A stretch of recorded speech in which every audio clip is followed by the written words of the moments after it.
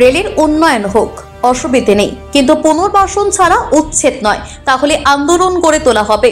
সোমবার দুর্গাপুরের 30 নম্বর ওয়ার্ড সহ বেশ কিছু এলাকায় রেল কর্তৃপক্ষ মঙ্গলবার শেষ সময়সীমা দিয়ে সরে যাওয়ার জন্য মাইকিং করে। প্রতিটা বাড়ির দেওয়ালে ক্রস সাইন করে দিয়ে যায় রেল। আর এরপরই দুর্গাপুর নগর নিগমের 30 নম্বর ওয়ার্ডের আম্বেদকর কলোনি, গোপীনাথপুর, বীরভানপুর মৌজা সহ বেশ কিছু ওয়ার্ডের মানুষ প্রতিবাদে সরব হন। এর মধ্যে মঙ্গলবার সকালে রেলের কর্তারা আম্বেদকর কলোনিতে এলে উত্তেজনা ছড়িয়ে পড়ে। ভিড় বাড়তে থাকে স্থানীয়দের। একটা সময় উত্তেজনার পারদ চড়তে থাকে। খবর পেয়ে ছুটে যায় দুর্গাপুর পশ্চিমের বিজেপি বিধায়ক লক্ষণ ঘরুই এবং জেলা বিজেপির সহ সভাপতি চন্দ্রশেখর বন্দ্যোপাধ্যায় এবং জেলা বিজেপির সাধারণ সম্পাদক অভিজিৎ দত্ত। বিজেপি জেলা নেতৃত্ব প্রশ্ন তোলেন, কেন আসানসোল ডিআরএম অফিসে গত বছর ডিসেম্বর মাসে আলোচনা হওয়ার পরেও রেল কর্তৃপক্ষ উচ্ছেদের মাইকিং করে গেল? এই প্রশ্ন তুলে রেলের কর্তারা ক্ষোভের মুখে পড়েন দুর্গাপুর পশ্চিমের বিজেপি বিধায়ক সহ বিজেপি নেতৃত্বের। স্থানীয়দের অভিযোগ, কেউ 20, কেউ 50 বছর ধরে বসবাস করছেন, সরকারকে জল কর থেকে শুরু করে বিদ্যুৎ বিল সবই দিচ্ছেন। আজ কিনা তাদেরকে পুনর্বাসন ছাড়া উচ্ছেদ করে দিতে চাইছে রেল। এটা মেনে নেওয়া সম্ভব নয়। স্থানীয়দের বক্তব্য, আমরা পুনর্বাসন পেলেই সরে যাব, কিন্তু তার আগে উচ্ছেদ চলবে না। মঙ্গলবার আম্বেদকর কলোনিতে রেলের কর্তারা এলে পুনর্বাসনের দাবিতে ক্ষোভে ফেটে পড়েন স্থানীয়রা। রেল কর্তৃপক্ষ চিন্তার কোনো কারণ নেই বলেও তাতে আস্থা রাখতে পারছেন না দুর্গাপুরের বেশ কিছু ওয়ার্ডের বাসিন্দারা।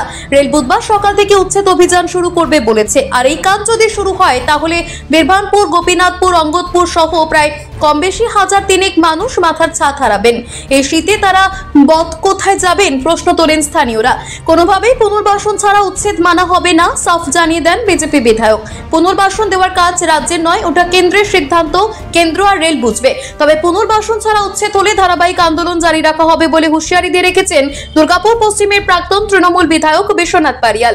রেলের আসানসোল ডিভিশনের অ্যাসিস্ট্যান্ট ইঞ্জিনিয়ার জৈনেন্দ্র কুমার রাজ বলেন, স্থানীয়দের সঙ্গে আলোচনা হয়েছে, ওরাও আমাদের কাজে সহযোগিতা করছে, সম্প্রসারণের জন্য কাজ হবে, তবে আতঙ্কিত হওয়ার কিছুই নেই। হবে দীর্ঘদিন 50 বছর ধরে এখানে বসবাস করছে মানুষ, এরপর হট করে এসে যদি মাইকিং করে দেয়, কেউ 100 ফুট, কেউ 150 ফুট, কেউ 200 ফুট, এটা তো কোনো রকমের, আমরা তো ভাবছি যে এটা একটা চক্রান্ত কাজ করছে এখানে। সেটা তদন্ত হওয়া উচিত যে এই পুরো বিহুপের মধ্যে কারা এই খেলাগুলো খেলছে তাদের কঠোর শাস্তি দেওয়া হোক।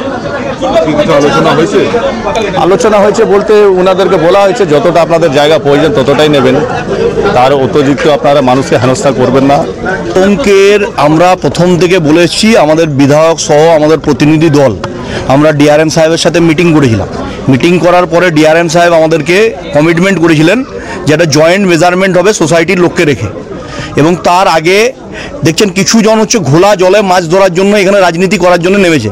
আমরা প্রথম থেকে বলেছি আমরা এখানে রাজনীতি করার জন্য আসিনি। Congress, Trinamool, CPM, BJP political পার্টির এন্ড থেকে যদি এখানে Ambedkar colony, cinema hall road, Durgapur বাজারকে নিয়ে রাজনীতি করার হয়, আমরা তাদের প্রত্যেকটা পলিটিক্যাল পার্টির কাছে আবেদন করছি রাজনীতির ঝান্ডাটা ছেড়ে ভারতবর্ষের জাতীয় পতাকা নিয়ে এই মানুষগুলোর পাশে দাঁড়ান, মানুষগুলোকে কীভাবে রিলিফ করে দেওয়া যায়। এখানে দেখবেন এই যে ম্যাপিং করছে রেল, এখানের মধ্যে পাট্টা জমি দেওয়া হয়েছে। আপনারা যখন ছিলেন এই কলোনিতে দেখবেন সিপিএমের পক্ষ থেকে ঝান্ডা বেঁধে মাইক নিয়ে প্রচার করা হচ্ছিল যে উচ্ছেদ আমরা রুখবো। আমার সিপিএমের বন্ধুদের কাছে প্রশ্ন, 34 বছর ক্ষমতায় সিপিএম ছিল, যাদেরকে পাট্টা দিয়েছিলেন আম্বেদকর কলোনিতে 5টা বাড়িতে পাট্টা দিয়েছেন, আর 300 বাড়ি আছে, তাহলে বাকি 295টা বাড়িতে পাট্টা দিলেন না কেন? এই যে বামপন্থীদের ভণ্ড রাজনীতি, আর আজকে মাইকিং করে লোকগুলোকে উস্কানোর চেষ্টা করছে। আমরা এসব উস্কানিমূলক রাজনীতি করি না, আমরা বিকাশের পক্ষে। আমরা বলেছি বিকাশ হবে। রেলের যে এখানে একটা লাইন বসবে আম্বেদকর কলোনিতে এই এলাকা দিয়ে, সেই জন্য রেল নোটিশ দিয়েছিল আগে।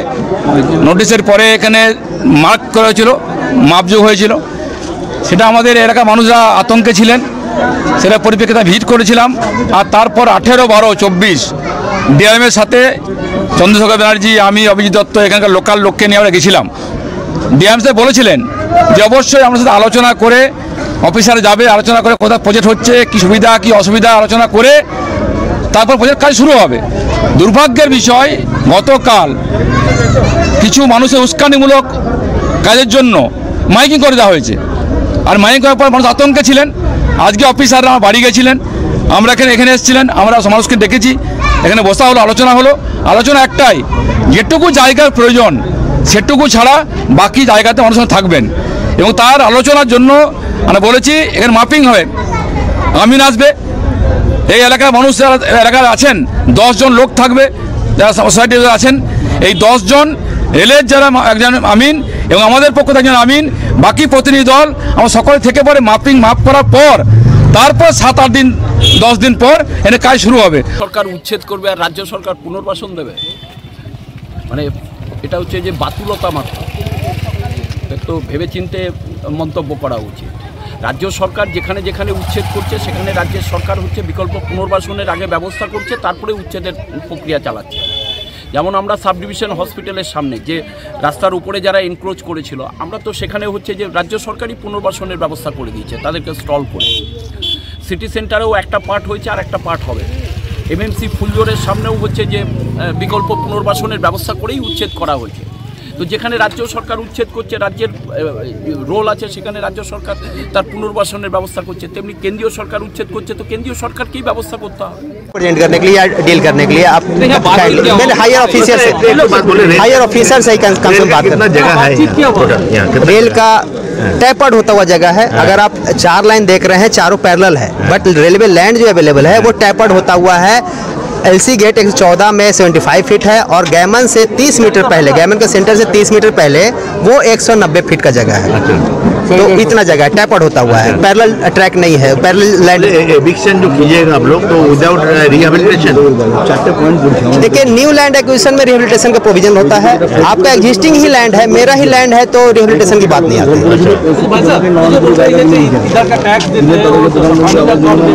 जमीन का खरीदना रहता है, होल्डिंग टैक्स। देखिए ये प्रोजेक्ट अभी अभी आया है और ये रेलवे के अपने लैंड पे प्रोजेक्ट है। इसके लिए हम इस पे नहीं जाना चाहते कि कौन टैक्स देते हैं, कहाँ देते हैं, इसकी बात हम नहीं कर सकते।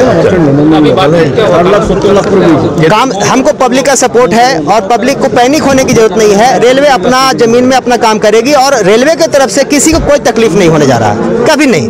डेवलपमेंट होना है, अच्छा खासा डेवलपमेंट होना है। डिवीजन का टारगेट है, ईस्टर्न रेलवे का टारगेट है, इंडियन रेलवे का टारगेट है डेवलपमेंट करना। और डेवलपमेंट के लिए किसी पब्लिक को परेशान होने की जरूरत नहीं, पैनिक होने की जरूरत नहीं है। हम लोग का ड्यूटी है काम करना, हम लोग काम के लिए लगे हैं, काम करना हम लोग काम के लिए लगे हैं। जहाँ तक हम लोग तो कल से ही लगे जाएंगे काम करने के लिए, मेजरमेंट वगैरह कर रहे हैं, कल से मेजरमेंट शुरू हो जाएगा। जहाँ तक मार्किंग किए हैं आप लोग, वहाँ तक आप लोग का रेल का जगह है? हाँ बिल्कुल रेलवे का जगह है। रेलवे ट्रैक से कितना फुट है? आपको बता दिए 75 फीट है आपका एलसी 114 में और गैमन के से 30 मीटर पहले तक में 190 फीट है। দুর্গাপুর থেকে সনাতন গড়াইয়ের রিপোর্ট, টিভি নিউজ 10। সুলভের সঠিক চিকিৎসার একমাত্র প্রতিষ্ঠান বিবেকানন্দ হসপিটাল। 24 ঘন্টা emergency service, blood bank, trauma care. আপনাদের সেবায় আমরা তৎপর। গুণমান ও পরিষেবায় দুর্গাপুর বিধাননগরের ডক্টর জাকির হোসেন এভিনিউর বিবেকানন্দ হসপিটাল শিল্পাঞ্চলের মানুষের মন জয় করেছে। নজরকাড়া আধুনিক ডিজাইনের সোনা ও রূপার গহনা মানে গোবিন্দ জুয়েলার্স। হলমার্কের স্বর্ণালঙ্কার ছাড়াও গোবিন্দ জুয়েলার্স আপনাকে দিচ্ছে রকমারি হীরের গহনা। হলমার্কের গ্যারেন্টি যুক্ত সোনার অলংকারের বিপুল সম্ভার থেকে আপনি আপনার পছন্দের হালকা থেকে ভারী ওজনের যে কোনো গহনা বেছে নিতে আজই আসুন আমাদের শোরুমে। গোবিন্দ জুয়েলার্স, বিসিরাই মার্কেট, চণ্ডীদাস বাজার, বিজন, দুর্গাপুর 5। আমাদের ফোন নম্বর 034326021139, এছাড়াও 9593222111।